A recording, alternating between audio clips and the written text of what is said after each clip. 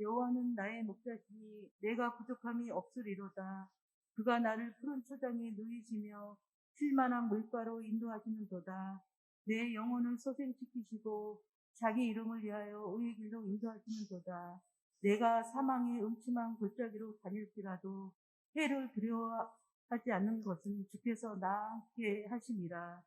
주의 지팡이와 막대기가 나를 안위하시나이다. 주께서 내 원수의 목전에서 내게 상을 베푸시고 기름으로 내 머리에 바르셨으니 내 잔이 넘치나이다. 나의 평생의 선하심과 인자하심이 정녕 나를 따르리니 내가 여호와의 집에 영원히 거하리로다. 아멘. 아멘. 한번 합시다. 아멘. 오늘도 하나님 사랑하시면 아멘 하십시다. 아멘. 옆에 분 멀리 계시지만 사랑하고 축복합니다. 인사하십니다. 사랑하고 축복합니다. 네. 가정에 계신 우리 성도 여러분도 사랑하고 축복합니다. 네. 함께 귀한 시간에 은혜를 나누십시다. 오늘은 시편 23편 강의 두 번째 시간, 내 영혼을 소생시키시고입니다. 어느 중년 신사가 중병에 걸려서 유명하다는 병원 의사들을 다 만나보았습니다. 그러나 이렇다 할 치료책 찾지 못한 채 다만 신경성 질환입니다. 이 소리만 들었어요. 이 신사 몸은 너무나 아픈데 병명도 없고 온몸은 송곳처럼 말라만 갔습니다. 그러던 어느 날 예수 잘 믿는 친구 하나가 내가 유명한 정신과 의사 하나 소개해 줄 테니까 가보지 않겠는가? 이 말에 신사는 소개해 준 정신과 의사를 만났습니다. 그때 진찰을 마친 의사가 하는 말, 내가 당신의 병을 확실히 고쳐줄 수 있는데 내가 시키는 대로 하겠습니까? 눈이 번쩍 뜨인 신사는 그렇게 하겠다고 대답을 했습니다. 그러자 의사는 처방전 하나를 건네주면서 다른 약으로는 절대 치료가 안 되고 이 처방전대로만 해야 됩니다. 대신 돈은 받지 않겠습니다. 그리고 유념할 것은 오늘 밤 식구들이 모두가 잠든 후 이 처방전을 꺼내서 읽으십시오. 신사는 그 이상한 의사도 다 있다 생각하면서 집으로 돌아와 의사가 말한 대로 온 가족이 다 잠든 시간 처방전을 꺼내서 읽기 시작을 했습니다. 처방전, 귀하의 쾌유를 진심으로 빕니다. 귀하의 치료를 위하여 다음과 같이 처방하오니 기록한 대로 꼭 따라 해주시기 바랍니다. 약의 이름, 구약. 약의 종류, 시편 23편. 용법, 용량 하루 3번씩 꼭꼭 씹어서. 복용 방법 큰 소리로 읽으면서 장기 복용해야 됩니다. 의심하지 말고 장기 복용해야 효과 볼 수 있습니다. 여기까지 읽고 난 이 환자 신사는 화가 머리끝 끝까지 났어요. 그리고 처방전을 그 자리에 찢어버렸어요. 이제는 의사마저도 나를 놀리는구나. 역시 의사도 믿을 것은 못 돼. 그날부터 신사는 식음을 전폐하고 자리에 누워버렸습니다. 모든 것을 포기하자 몸은 급격히 망가지기 시작을 했어요. 피골이 상접해진 며칠 후 이 신사 가만히 누워서 생각해 보니까 내가 이러다가 죽을 건데 죽기 전에 마지막으로 속는 셈 치고 한번 그 처방전대로 해볼까 생각이 들었어요. 이 신사는 그 후에 처방전에 적힌 대로 하루에 3번씩 시편 23편을 읽기 시작을 했어요. 처음에는 눈에도 들어오지 않고 눈만 아팠지만 계속해서 읽는 중에 이제는 머릿속에도 외워지고 안 보고도 읽을 수가 있는 지경까지 오게 되었습니다. 그래도 여러분 대단한 것은 여러분들 중에서 예수 10년 넘게 믿었음에도 아직 시편이 어디에 있는지도 모르는 사람들이 있죠. 그런 분들에 비하면 대단한 거 아니겠어요? 일주일이 지났습니다. 이 신사는 이제는 식탁 앞에서뿐만 아니라 자리에 앉았을 때, 길을 걸어갈 때에도 말씀이 생각이 나는 거예요. 여러분, 그러던 중 이 신사가 시편 23편의 말씀의 의미가 깨달아지기 시작해요. 심령으로 복음의 광맥을 찾게 된 것입니다. 자기 영혼이 안에서부터 뜨거워지는 그 무언가가 살아 꿈틀대는 것을 느끼기 시작을 하게 된 겁니다. 놀라운 경험을 한 거예요. 그런데 그때부터 이 신사의 몸은 회복이 돼서 건강을 되찾을 수가 있게 되었어요. 할렐루야. 그러자 여러분, 이 신사 도저히 집에서 가만히 앉아있을 수만이 없어서 예배당으로 달려가서 감격 어린 예배를 드리게 됩니다. 빗물 같은 눈물을 뚝뚝 흘리면서 기도를 드립니다. 그리고 거기서 예수님까지 만나게 되는 체험까지 하게 되었어요. 할렐루야. 여러분, 이 간증은 하나님의 말씀이 우리 영혼을 어떻게 소생시키고 있는가를 가르쳐주고 있는 간증인 것입니다. 환자가 약을 소중히 여기지 않으면 병을 고칠 수가 없듯이 성도가 하나님의 말씀을 소중히 여기지 않으면 망가진 영혼, 망가진 인생을 회복시킬 수도 결코 행복해질 수도 없다고 하는 사실을 가르쳐주고 있는 겁니다. 사랑하는 성도 여러분, 이 아침에도 하나님 말씀을 소중히 여기시기를 바랍니다.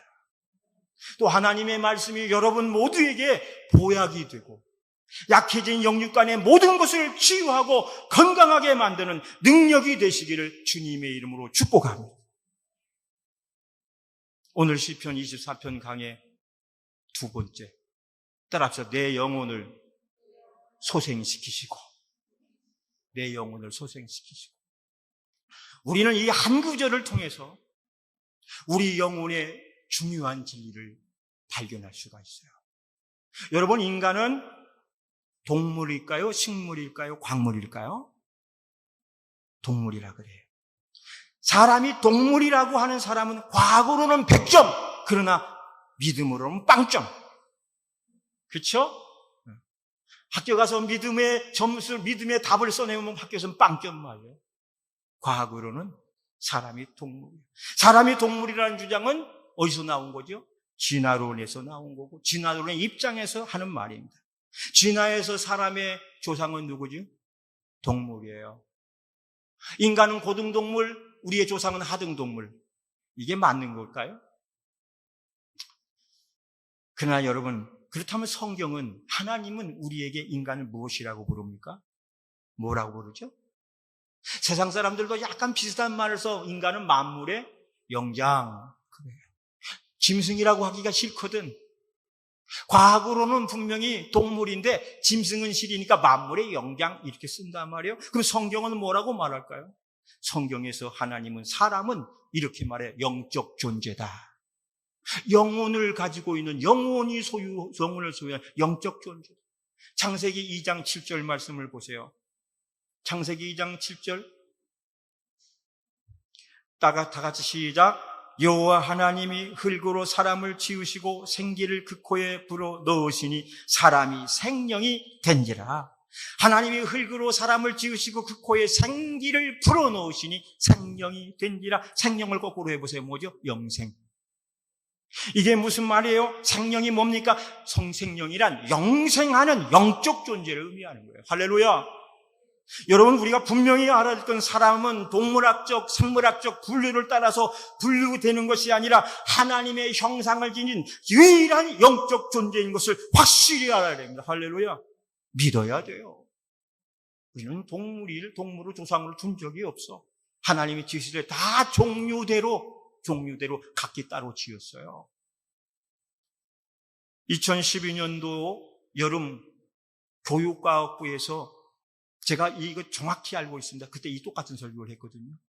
2012년 여름 교육과학부에서 학생들 교과서에서 다윈의 진화론을 빼자는 논란이 일어났어요. 왜냐하면 수백 년 동안 과학을 지배해왔던 게 진화론인데, 이 진화론이 과학적으로 증명이 안 된다는 거예요. 아이러니하게 과학이 발달하고 하면 할수록 과학이 더 발달하고 나니까 오히려 과학적으로 진화론에 문제가 많다라는 거예요.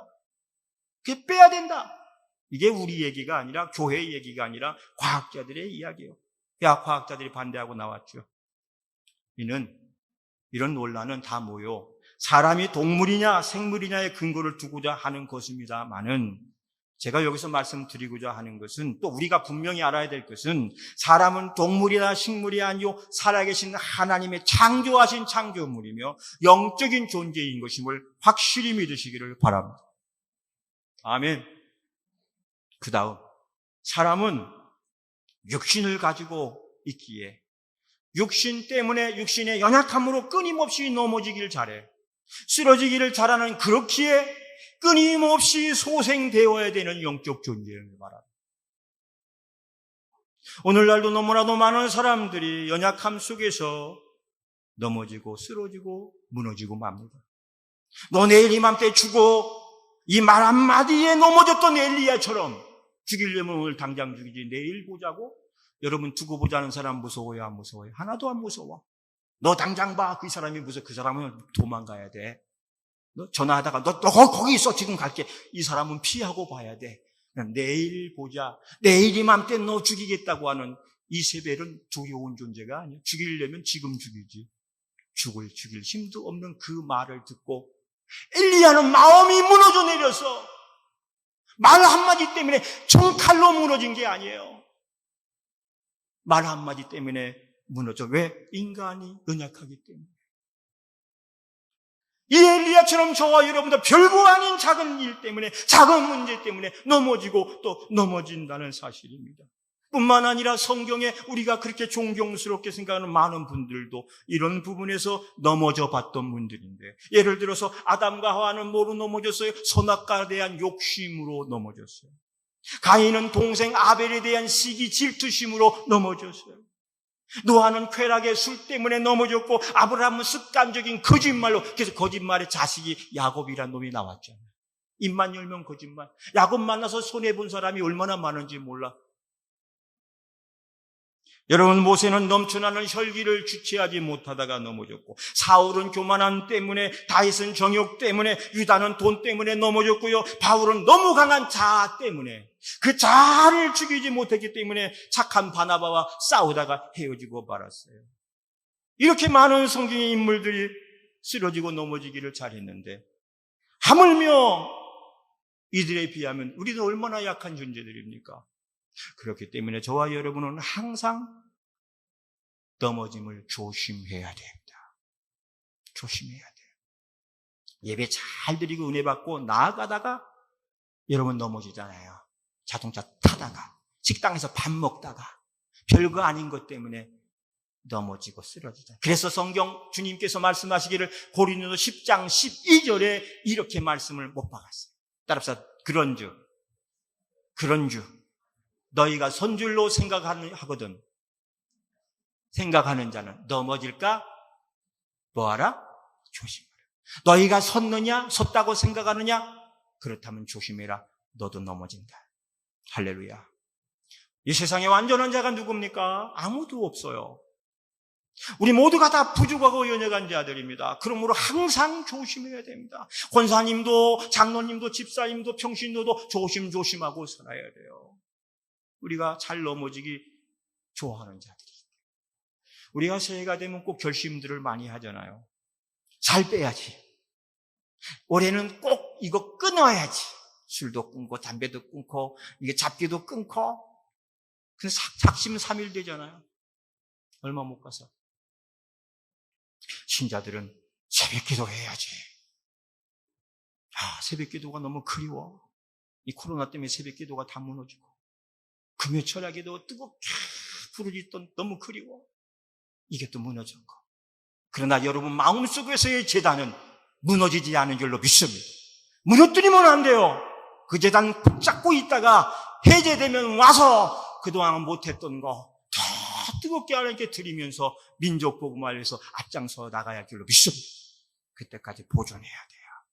그때까지 명맥을 유지하고 나가야 돼요. 새벽 기도해야지. 성경 일독은 해야지. 얼마 안 가 대부분 흐지부지. 왜? 약하기. 자기가 한 약속도 자기 마음대로 지키지 못하는 것이 인간의 연약한 모습인 거예요. 어느 목사님을 만나니까 이렇게 말해요. 요즘 딸 키우기가 너무 힘이 들어. 마음대로 되는 게 없어. 마음대로 안 돼. 옆에 있던 목사님 뭐라 그런지 알아요? 딸은 둘째 치고 목사님 마음대로 되는 거 있어? 자기 뱃살도 못 빼잖아. 이 인간이야. 내 마음도 내가 마음대로 할 수가 없고 내 마음도 내 마음대로 다스리지 못하는 연약한 존재가 인간이라는 존재예요. 우리 모두는 육신을 가지고 있는 한 모두가 연약한 존재인 것을 인정하셔야 돼요. 육신은 진흙입니다. 깨지기 쉬운 그릇이에요. 자만하면 넘어지고 교만하면 까딱하면 넘어질 수밖에 없어요. 그래서 세 번째로 우리가 연약한 가운데에서도 이렇게 쓰러지고 넘어지기 잘하고 실수 잘하는 임에도 불구하고 우리가 위로와 소망을 가질 수 있는 것은 바로 그렇게 넘어지기 잘하는 우리지만 우리 영혼을 끊임없이 소생시키고 끊임없이 일으켜 세우시는 분이 있으니 아멘. 이분이 누굴까요? 여호와 하나님이에요. 목자이신 하나님이에요. 나의 참 목자이신 여호와 하나님이 오늘도 쓰러지고 넘어지기 잘하는 우리들을 끊임없이 일으켜 세우시고 소생시키고 있다는 사실을 믿으시기 바랍니다. 그분이 바로 여러분의 목자 여호와 하나님이에요. 믿으시기 바랍니다. 오늘 아침에도 예배 50법전 못 오시는 분 몇 분 계셔. 그분들 중에 믿지 않는 가족 때문에 정말 보고 싶지만 심한 다툼 속에 마음이 상할 대로 상해서 오늘 이 시간 예배 드리고 있는 분들이 있을 거예요. 그분뿐만이 아닐 거예요. 믿지 않는 사람들은 교회 가는 걸 지금 이해를 못해. 방송만 틀면 두 꼭지 세 꼭지는 전부 교회부터 비방으로 시작하니까 어쩌다 이 방송이 이렇게 됐나 몰라. 너무 심한 것 같아. 잘못은 했어도 그것을 믿지 않은 남편, 아내, 부모, 형제, 자식이 보니까 가지마, 교회 가지마. 이건 부드럽게 하는 말이야. 좀 심한 사람은 성내고 막 가정 파탄 나면 안 돼요. 이 시간 이럴 때는 져줘요. 한 주 여기 못 오고 집에서 예배 드린다고 방하지 않으니까 교회는 우리들이 지키고 나갈게. 할렐루야. 여기 계신 분들은 아멘이셔? 아멘. 본교회 못 가니까 여기로 오신 권사님도 집사님도 계시잖아. 아까 저 뒤에 시청에서 사람 하나 왔다 갔어요. 사람 숫자 세고 갔어요. 20명 넘나 안 넘나? 여러분, 쓰러지고 넘어지고 무슨 일로 고꾸라진 양, 그 양에게 절대 필요가 무엇입니까? 누굽니까? 목자예요. 여러분, 세상에서 가장 불행한 양은 길 잃은 양이지만 그보다 더 불행한 양은 목자를 잃어버린 양입니다.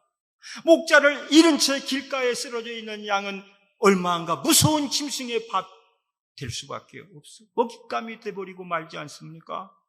그러나 양의 쓰러짐과 넘어짐이 아무리 심하다 하여도 그 양에게 소망이 있으면 그를 일으켜줄 목자가 있기 때문입니다. 여러분, 오늘 저와 여러분이 모두가 이 양과 같습니다. 세상 살면서 수없이 많이 쓰러지고 넘어지고 고꾸라집니다. 꼭 코로나19 때문만은 아니에요. 때로는 실망을 하고 낭망을 하고 땅을 치고 울기도 하고 가슴을 쥐어 뜯기도 해봅니다. 그러나 여러분, 내가 비록 그 속에서도 내가 절망하지 않는 것은 내 곁에 내 영혼을 소생시켜 주시고 넘어진 나를 일으켜 주시는 나의 목자, 여러분의 목자, 우리의 목자 여호와 하나님이 계시다고 하는 사실 때문입니다. 내 영혼을 소생시키시고 그 주인공 하나님이 지금도 넘어진 우리 영혼을 소생시키시고 계심을 믿고 더 의지하시기를 바랍니다.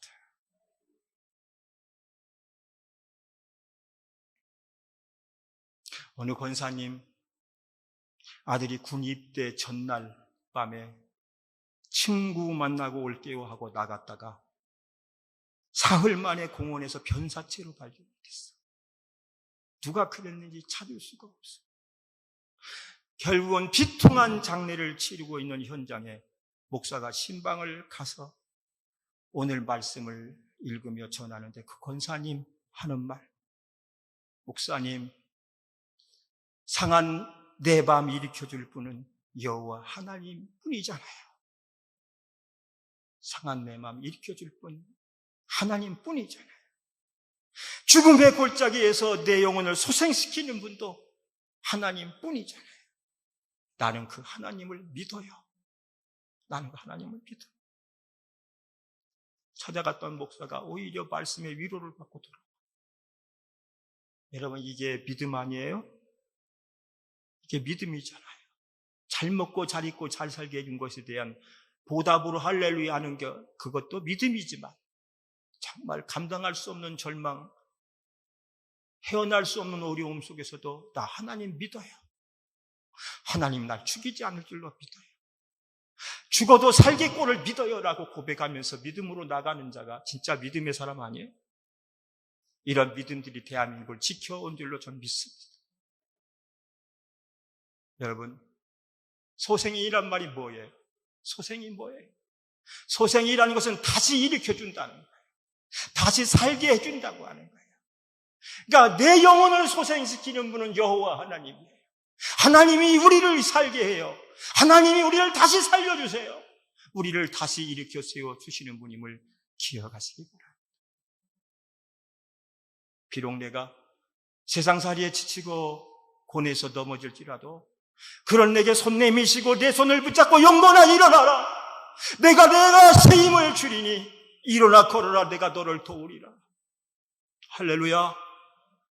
오늘도 무슨 일 때문에 넘어진 여러분의 손을 붙잡아 주시는 그 주님의 손을 꼭 붙잡고 주님과 함께 가시는 여러분 되시기를 주의 이름으로 축복합니다. 오늘 본문 말씀 주인공 다윗은 수없이 많은 좌절과 고난 속에서 산 사람입니다. 우리가 생각한 것처럼 부귀 영화 그것만 누린 사람이 아니에요.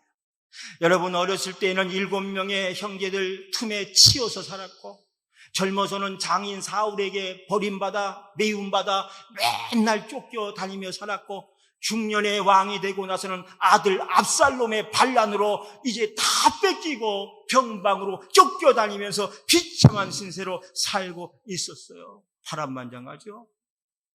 다윗같이 파란만장한 사람은 그렇게 많지 않을 것 같아요.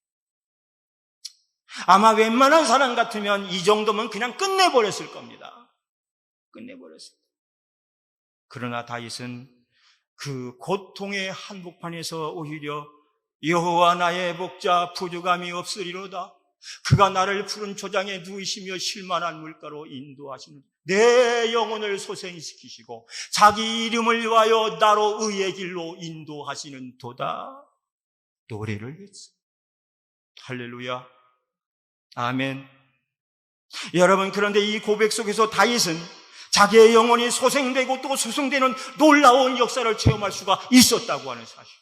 이 노래를 부르고 이 시를 지어 부르면서 자기의 영혼이 소생되는 것을 느꼈다는 사실.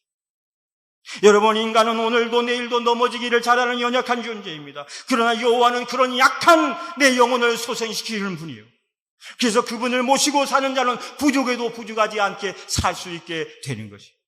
오늘 이 아침에 다윗의 노래가 바로 저와 여러분의 노래가 되고 다윗의 이 고백이 저와 여러분의 고백이 되어서 다윗처럼 여러분의 영혼이 소생되는 역사가 있기를 예수님의 이름으로 축원합니다. 마지막, 인간의 진짜 문제는 무엇일까요? 인간의 진짜 문제, 아니 나의 진짜 문제는 뭘까요? 인간의 문제는 보이기는 육적인 것 같은데 사실은 뭐죠? 영적인 거예요.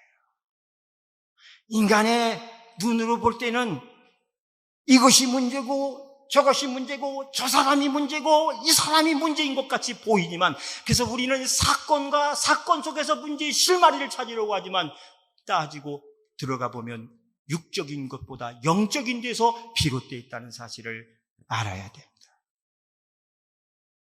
여러분, 아까 말씀드린 것처럼 인간은 영적 존재이기 때문에 영혼의 문제가 우선이고요, 먼저예요. 영적인 문제, 또 그래서 영적인 문제를 방치하면 얼마 안 가 다른 모든 부분에서 문제가 생기게 되지만, 그러나 내 영혼이 건강하고 평안하면 모든 문제는 더 이상 문제가 되지 않다는 사실을 기억하시기 바랍니다. 그래서 신자에게 문제가 생기면 영혼의 문제부터 찾아 해결해야 돼요. 아멘. 그러나 영혼은 뒷전에 놓고 세상적으로만 해결을 하려고 하면 반드시 실패하게 되어 있어요. 인간의 문제는 뭐가 먼저다? 영적인 것이 먼저다. 영적인 것.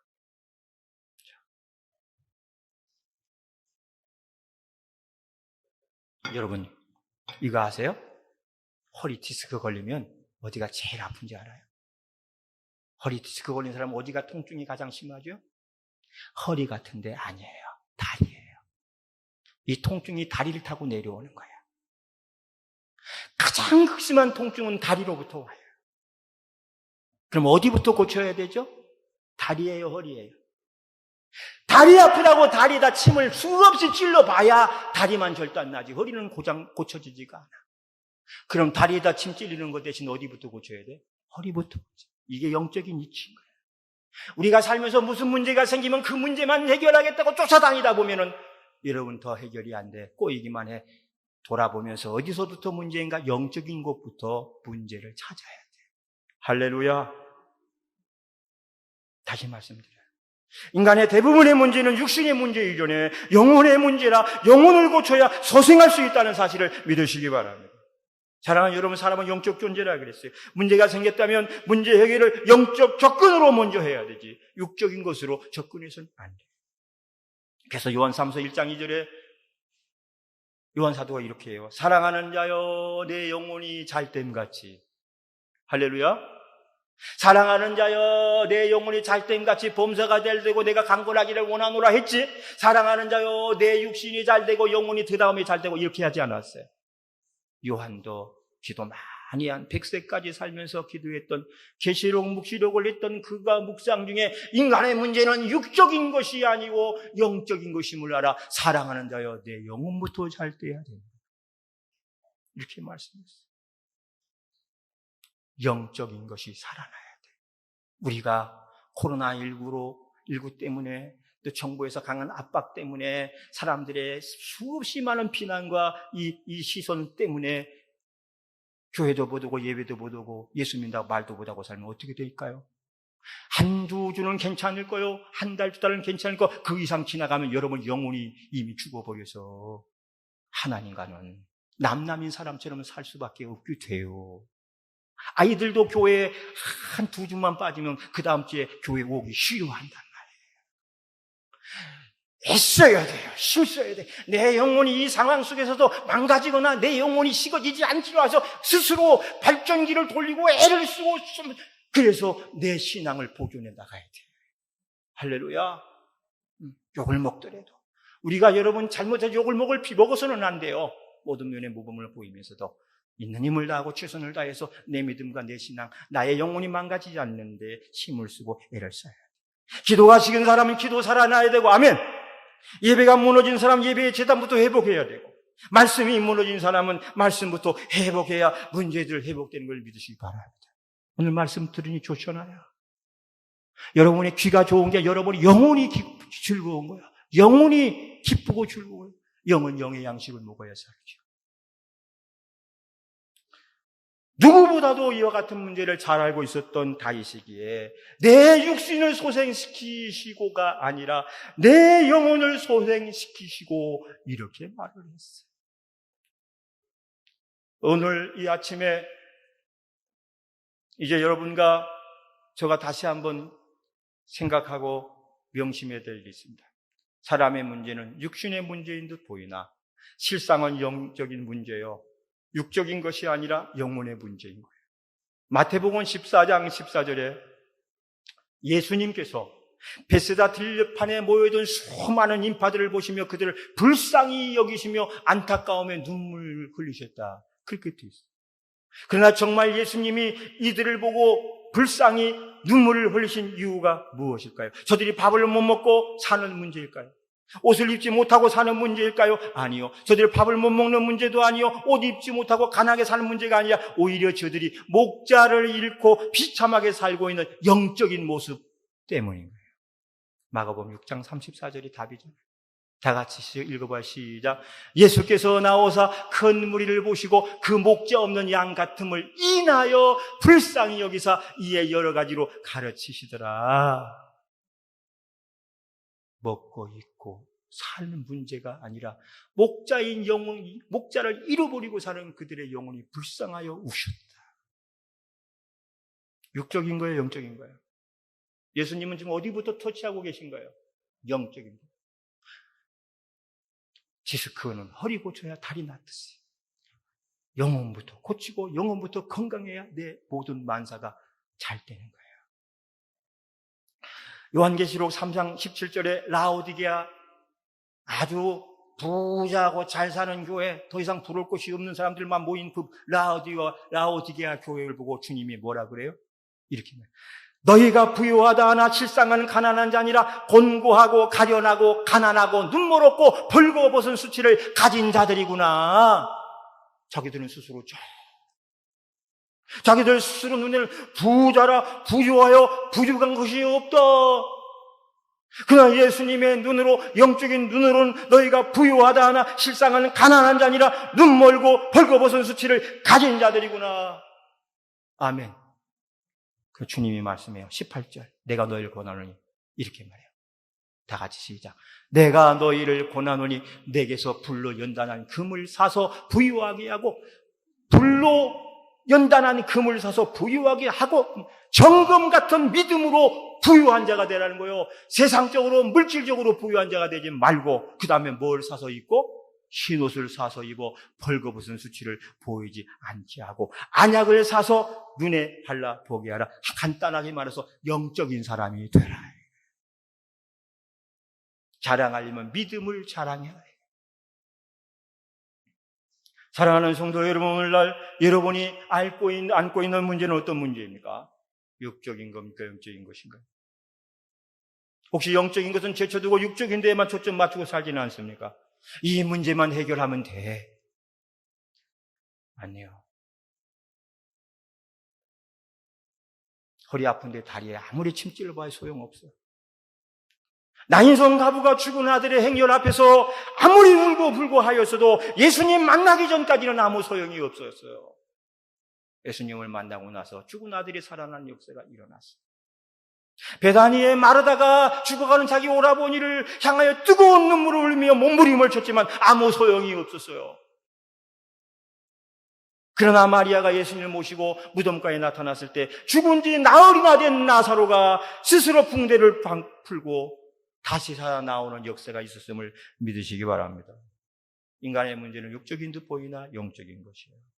여러분도 마찬가지입니다. 여러분 먼저 영혼을 소중히 여기시고 영적인 부분을 소중히 여기시기를 바랍니다. 오늘 다윗 왕은 자신의 문제를 자신이 영혼이 걸린 문제로 똑똑히 알고 있었습니다. 그래서 자기를 죽이겠다고 덤벼드는 아들 앞에서라도 그 아들을 원망하지 않았고요. 복수의 칼을 갈지도 않았고요. 오히려 하나님께 더욱 매달려 기도할 수밖에 없었던 겁니다. 여러분, 당시 다윗의 형편이 어떤 형편이요? 비참한 형편이에요. 아들 압살롬의 반란으로 왕위를 찬탈당하고 쫓겨다녀요. 아내를 능욕하고 아비인 자기를 죽이겠다고 덤비던 이 기가 막힌 폐륜 앞에서 하나님, 내 아들 압살롬이 미치지 않았나요? 미치지 않고 어떻게 이런 일들을 행할 수가 있나요? 전륜 인륜 다져버리고 어떻게 비참히 나를 무참히 짓밟을 수가 있단 말입니까? 나의 하나님, 나의 하나님. 하나님은 공의의 하나님 아니십니까? 그 공의로우심으로 지금 당장일로 천벌을 내려 하나님이 공의로우심을 보여주옵소서. 할 수 있었잖아요. 그러고도 남을 일이잖아요. 그럼에도 불구하고 다윗은 그렇게 하지 않았습니다. 다윗은 오히려 이 힘들고 힘든 상황 속에서 무엇을 하였죠? 무엇을 했어요? 기도했어요. 기도했어요. 그리고 오늘 시편 23편의 이 시를 이어서 하나님께 올려드린 겁니다. 올려드린 거예요. 여호와는 나의 목자시니 내가, 우리는 이 시가 너무 좋아서 웃으면서 즐거움 속에 서정적인 그런 아주 평화로운 마음으로 할지 뭐, 아마 이 시를 지어 올릴 때 다윗의 심정은 애간장이 끊어지는 심정으로 여호와는 나의 목자시니 내가 부족함이 없으리라. 그가 나를 푸른 초장에 누이시며 실만한 물가로 인도 내 영혼을 소생시키시고 자기 이름을 위하여 의의 길로 인도하시는 도다. 그랬지 않을까 생각합니다. 여러분, 이 시는 다윗이 자기 생애에 무엇이 가장 소중한지를 알고 있는 신앙 고백입니다. 이 말씀은 우리가 세상을 살 때 무엇을 가장 소중히 여겨야 하는지를 보여주고 있는 말씀인 것입니다. 다윗은 문제 앞에서 철저히 자신이 무엇보다도 영혼을 소중히 여기며 영혼이 망가지지 않기를 몸부림을 쳤던 믿음의 사람인 거예요. 여러분, 복수하고 보복하는 일은 누구나 할 수 있습니다. 그러나 다윗은 그것으로 인해서 자기 영혼이 망가질 수 있다는 사실을 알았기 때문에 육신적으로 대항하지 않았어요. 다윗은 육신의 일로 자신 영혼을 망가뜨리지 않기로 작정했던 거예요. 마치 포로 생활 중에 뜻을 정하고 살았던 다니엘처럼, 불못불 속에 들어가면서 뜻을 굽히지 않았던 사드락 메삭 아벳느고처럼 육신을 위하여 자기의 영혼을 무릎 꿇지 않겠다고 하는 다윗의 결심이 있어서 가능한 일이었습니다. 결심이에요. 뜻을 정하는 것이 중요해요. 나는 무슨 일 앞에서도 내 영혼을 망가뜨리지 않겠다. 난 누구 앞에서도 내 영혼을 무릎 꿇리지 않겠다. 이 결심이 중요한 줄로 믿습니다. 이 말씀을 정리할게요. 사랑하는 여러분, 혹시 여러분 중에서도 내 힘으로 감당할 수 없고 문제로 내 힘으로 해결할 수 있는 문제들로 인해서 괴롭고 힘든 세월을 보내고 계신 분들이 분명히 있을 겁니다. 또 다윗 같은 억울함 속에서 너무나 억울해서 누군가를 향하여 원망하며 사시는 분도 있을 겁니다. 열심히 살아도 안 되는구나, 기도해봐도 소용이 없구나 하는 분들이 계실 겁니다. 그러시다면 오늘 다시 한번 다윗의 신앙 고백을 들으시기 바랍니다. 내 영혼을 소생시키시며 자기 이름을 위하여 의의 길로 인도하시는 도다. 여러분의 이름 위에 하나님의 이름이 붙어 있어. 여러분의 이름 그 위에 하나님의 이름이 덮여 있어. 여러분 때문에 하나님의 이름이 땅에 떨어뜨리게 해서는 안 된다는 거예요. 여러분이 영혼이 소생되면 여러분 때문에 하나님의 이름이 땅에 떨어지지 않을 것이지만, 여러분이 영혼이 망가지고 무너지면 여러분 때문에 하나님의 이름이, 그 의의 이름이 부끄러움을 당하게 될 거예요. 따라서 자기 이름을 위하여 의의 길로 인도하시는 도다. 이것은 하나님이 다윗을 의의 길로 인도하신 이유는 한 가지예요. 하나님의 이름을 위하여. 하나님의 이름을 위하여. 할렐루야. 저와 여러분을 주께로 인도하신 이유도 한 가지예요. 하나님의 이름을 위하여. 하나님의 이름의 영광을 위하여 저와 여러분을 부르셨다는 사실을 기억하시고 세상 일로 무슨 일로 여러분의 영혼이 망가지지 않기를 바랍니다. 오히려 여러분의 영혼이 날마다 소생되어지기를 바랍니다. 사랑하는 여러분, 양의 행복은 목자와 함께하는 행복이라고 말씀을 드렸습니다. 세상 모든 것을 다 잃어도 목자이신 하나님과 함께하는 사람은 세상보다 더, 세상 그 무엇보다도 소중한 것을 여러분 소유한 사람이요, 어떤 시련 속에서도 자기 영혼을 잃지 않는 자는 모든 것을 다 얻으신 자인 줄 믿으시기 바랍니다.